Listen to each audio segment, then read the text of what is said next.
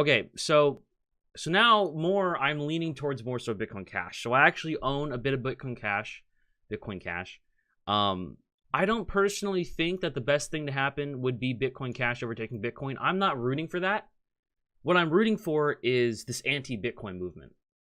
That's kind of where I'm at. I don't want Bitcoin to fail. I don't want Bitcoin Cash to take over Bitcoin. I'm kind of in the middle where I'm like, Bitcoin is not Bitcoin anymore. Bitcoin Cash is, I don't think Bitcoin Cash is Bitcoin, but the people that say it, I understand what you mean, and I honestly 50% agree with you, 50% don't. But all I can agree with you on is Bitcoin's not Bitcoin. It's not what Bitcoin used to stand for. So all the people that have been around in the industry for quite a while, you know, not the industry, sorry, the community, I guess, or whatever, just the crypto world, people, a lot of them are for Bitcoin Cash and not Bitcoin, and I now understand 100% why, and it's pretty frustrating. Honestly, it is. Anyways, let's get out of that. I just wanted to give you my opinions on that, on why I'm more pro Bitcoin Cash than I am Bitcoin. But the thing is I'm not really rooting for Bitcoin Cash because there's other currencies that I believe in way more. I think there's other platforms I believe in. Ethereum, of course, being a platform. Ethereum isn't necessarily a cryptocurrency. It's a currency, but it's more of a platform, as most of you may know. And I've been looking a lot into Ethereum. And the main thing that got me to look into Ethereum a lot was, of course, the amount of transactions it can handle per second. I think it's about 15 right now. They're handling about 800,000 transactions successfully on the chain right now. Now, of course, with CryptoKitties, which is a virtual cat game that uses the Ethereum blockchain to handle its game mechanics, I believe. Haven't looked too much into it. Has been clogging the chain and testing it out. So a lot of people have said, well, the fact that Ethereum's getting clogged by kitties, that's kind of indication that something's wrong, but it's also kind of an indication that it needs to scale. And Vitalik on Twitter is talking a lot about, he's talking a little bit about, I believe I talked about some other coin. I can't remember if it was Iota or something else. I don't think it was Iota. Vitalik's a really cool guy. I suggest you follow him on Twitter. He's the creator of Ethereum. He's a really smart guy, especially for his age. So yeah.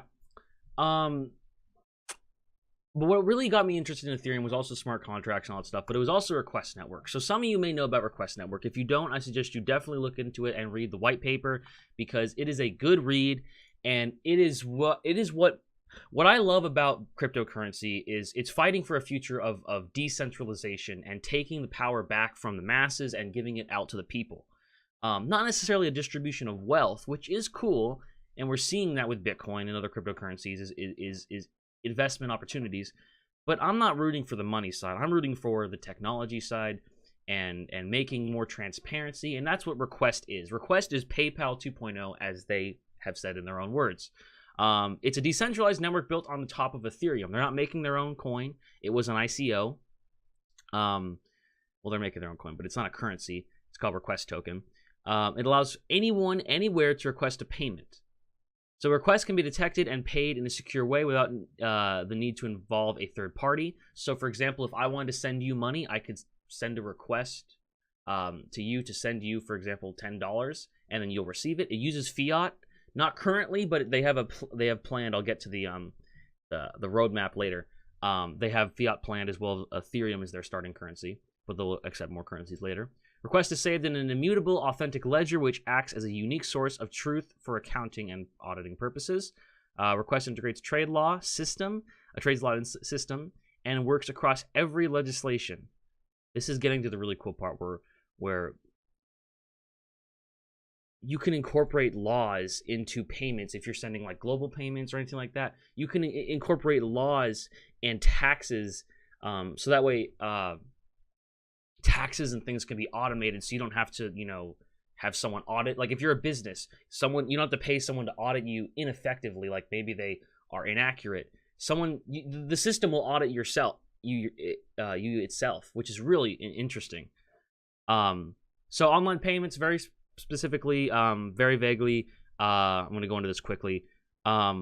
Seamless payment experience, one-click confirmation. This is very important because cryptocurrency, if it's going to be accepted, if cryptocurrency is going to be widely adopted as we want it to, which wide adoption at this point would just be 1% of the entire market, global market, which we're not even close to, we need it to be idiot-proof. It needs to be simple. It needs to be very simple, just as simple as a credit card. If not actually simpler, which it's trying to be simpler. It's trying to be as simple, if not simpler, than PayPal, which is great. basically, for example, a vendor like Amazon can implement a pay with request button. You just click pay with request once you have your wallet hooked up already. And then you get a request on your phone that says, hey, you have a new request from Amazon, $300, excuse me, 300 euros or pounds, I don't know that symbol, for a Bose sound system. You click pay now or remind me if you want to pay it at a later date. And it's great for the consumer. It's really easy, really cheap. You can use cryptocurrencies, theoretically, when more retailers accept it. And you could use fiat. So there's more options than PayPal. And it's cheap. They don't have to, third parties, like PayPal won't take 1.5% to 6% commission fee for them processing a payment. Basically, of course, if Amazon wants to request a payment through PayPal, they'll take, I think it's like a 4% fee PayPal will take. They're losing money. So you pay with request, I believe it's something like a 0.5% request fee. I'm not exactly sure the fees, but I know it's not 1.5% to 6%. Invoicing. So you can send out invoices with accounting, handle advanced payment conditions. So you could have like late fees, down payments, taxes. It's amazing. No third parties taking commission. It's all automatic as well. This is where it starts to get really interesting. So you have real-time accounting, switch accounting provider without data migration, smart auditing algorithm. That is fucking awesome. So you don't have to pay someone to audit your company and have them do a terrible job and you pay them an amount of money. You could just have the system do it for you and it does it correctly. That's really important, in my opinion. This is great for businesses, which is really, this is more for businesses, which I'm excited for, because if businesses start using it, we want businesses to want to use a cryptocurrency platform. Whatever it is, we want businesses to be incentivized to use it. Otherwise, if they don't implement it, we can't use any currency. So businesses need to have a clear reason other than just saving money, like through transaction fees, which is already a big enough reason, to implement it. And Request Network is proposing that not only are we going to have cheaper fees, but we're going to have, you know, this audit and accounting thing, and just tons of stuff for businesses, and also us as people. Multiple payment methods like, you know, fiat and cryptocurrency, of course. It can handle advanced payment conditions. So the Internet of Things, of course, Internet of Things supports connect devices, and, you know, that's a whole big thing in and of itself. I'm so excited that they're going to be supporting Internet of Things development. And transparency. This is something I'm really excited for, which is budget transparency for city halls, governments, and NGOs is happening. So theoretically, I don't know what they could do to incentivize governments to implement this, but I can imagine smaller governments implementing this, and you could see where the budget's going, how your mayor's spending your budget, where they're spending their money. This could create such a transparent world where everyone could be educated. Everyone could know what's going on. Because there's a lot of information in the world, but we don't know what's really right. But with this, we could see, like, very clearly, there's no skepticism. There's just, we see they spent, you know, 1 million on Wall Street renovation, and also an Al Capone bribe. We could see that they spent this amount of money on this. And we can then, you know, we could say, okay, well, we need more money, or we need less money, or, you know, depending on, like, it just makes it so it's a much more informed state for citizens, which is just going to be great if it's implemented. There's so much stuff. They have an amazingly ambitious roadmap. So they launched the token in Q4. The token's already launched. Then they're going to get in Q1, there's going to be the request gate. Oh, no, they're having a test net. They're having a test net, I think, within the next week. In the next 7 days, they're launching a test net someday. I don't know if it's 7 days from now or when. Then they're going to have a release of the API to create and read and update requests. So that's an API. That's awesome. Nice and simple. Release of the technical papers discussing architecture, upgrades, and accounting implementation details. Deploy the website to create, visualize, and interact with requests. And request management of accounting. So they're going up. They're going to start with Ethereum on a testnet pretty soon, and then they're going to start slowly adding things. And by the end of 2018, we should have theoretically, a fully functional request network. So I'm excited for that. There's a lot more. I suggest you go through this. The team is amazing. They're backed by Y Combinator, which is awesome because Y Combinator has helped. I should have opened this earlier. I apologize, but this is one of the things that makes me, you know, trust it a lot more. Y Combinator has backed companies like Stripe, Coinbase, Weebly, DoorDash even. I didn't even see that. Dropbox, Twitch, Reddit, Airbnb, and so many more. Those are the companies that I know. There's just so many companies backed by this this startup funder. And Request Network beat out, I believe it was like a lot of other companies to get a spot with Y Combinator or get a partnership or whatever it's called. And that right there is enough to show me like, wow, holy shit, this is something. This is something. And so I looked on this, like I said, read the white paper. I'll leave a link down in the description to read the full white paper. It's about 25 pages, I believe. Okay, about 17, not too long. But it's a good read. It's very interesting. And if you're passionate about a decentralized future like I am, this is really big. This is, like, in my opinion, one of the next steps towards the eventual goal of decentralizing future and more Internet of Things kind of style of life. So I'm really excited about that. If you haven't picked up any coins yet and you haven't heard about it, there's still... I don't think it's late yet. It's already at 25 cents, and obviously mainly, not even just that, but a $160 million market cap. Luckily, I got in before it was I think I got in before it was a $100 million market cap. Well, I know I did, but I don't know if I got in before it was 50 million or not. I got in at about 7 cents. So if we go in the last month, it was trading for about 3 cents for about a while. 5 cents actually, but I got in at 7 cents. And then immediately it took off, and I'm pretty happy. The gains are fine, but that's not really why I'm in here. See, that's the thing I'm really excited about. It's not only is this a really good project that people are interested in, it's going up immensely, incredibly fast, but it's also it's got an actual vision that I think is really important. Like, it feels like the next step for me. And I'm really passionate about it, and I hope you guys, if you at all find any interest in it, look into it, read into it, and if you like what you see, buy some, hold on to it. This is a long-term hold for me, in my opinion. I don't think I'm holding on to this probably till the end of 2018. I probably won't even touch it till 2019 because I think this is a very long-term hold. But yeah, those are my opinions on Request.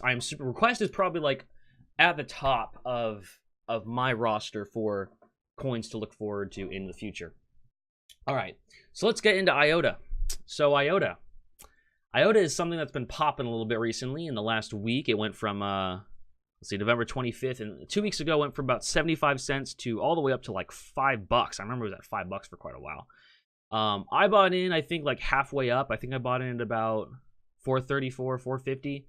It's down a little bit, but for me, Iota, I looked into the technology. Iota is very simply using something called Tangle instead of blockchain. And the cool thing about Tangle is that rather than blockchain, where blockchain has trouble scaling because the more users on the network, the more the blocks get filled and eventually blocks have to scale. Iota actually works by when you want to, let's say I want to send you $10 and I send a request to send you $10. I have to then confirm with my device, whether it's a phone, tablet, or whatever. I become the miner temporarily, and I have to confirm 2 other transactions to send my 1 transaction out. So it literally is self-scaling.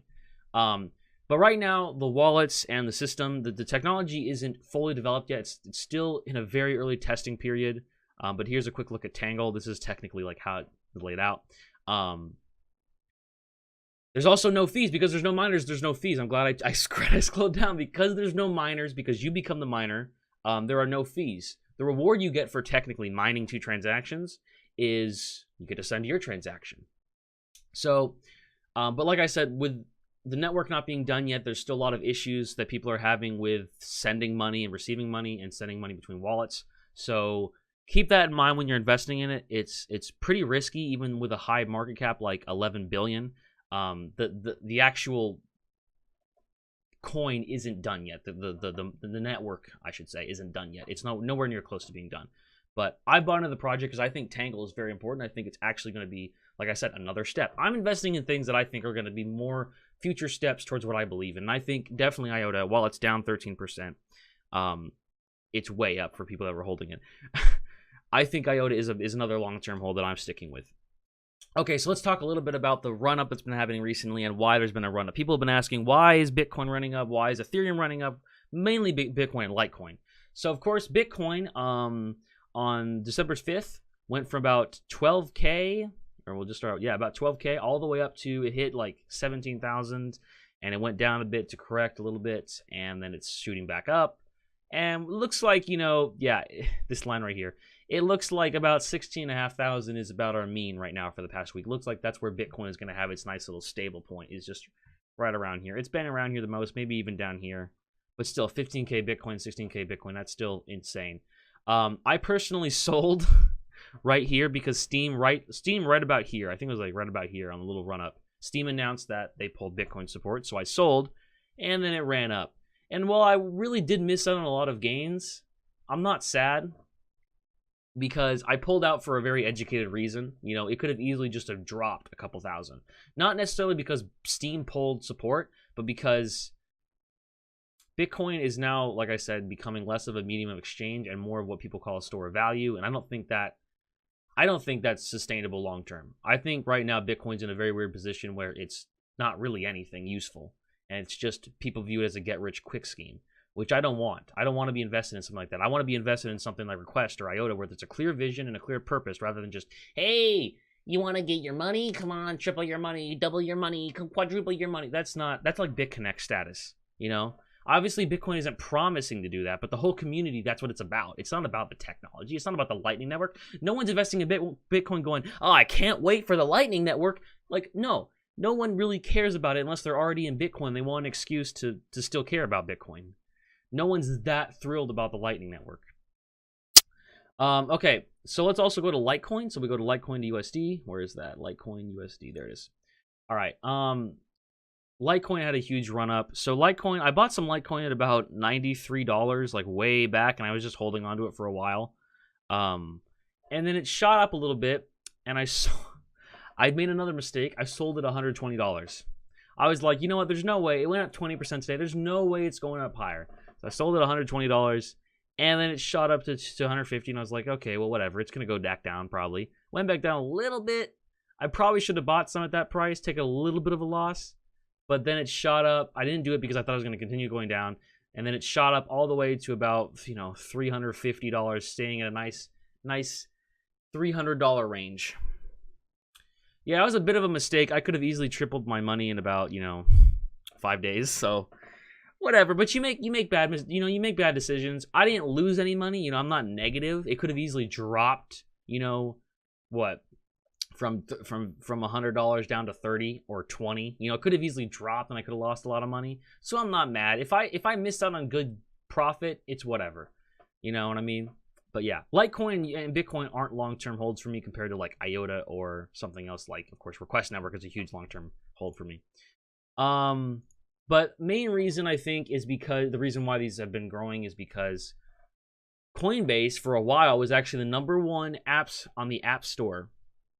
On the Apple App Store. It passed Facebook, YouTube, Twitter, like pretty much any other app that's on the App Store.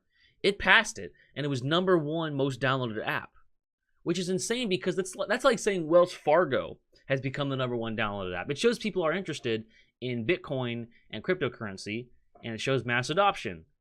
But I think the reason why the problem I have with this is not only does it kind of obviously show the run up that they've had in the last week, why it's been running up so much. The problem I have is that the reason why they're getting in isn't because of the technology. No one's downloading a Bitcoin. No one's downloading Coinbase saying, oh, I really want to make Bitcoin transactions. I really want to go pay for coffee with Bitcoin. No one's saying that.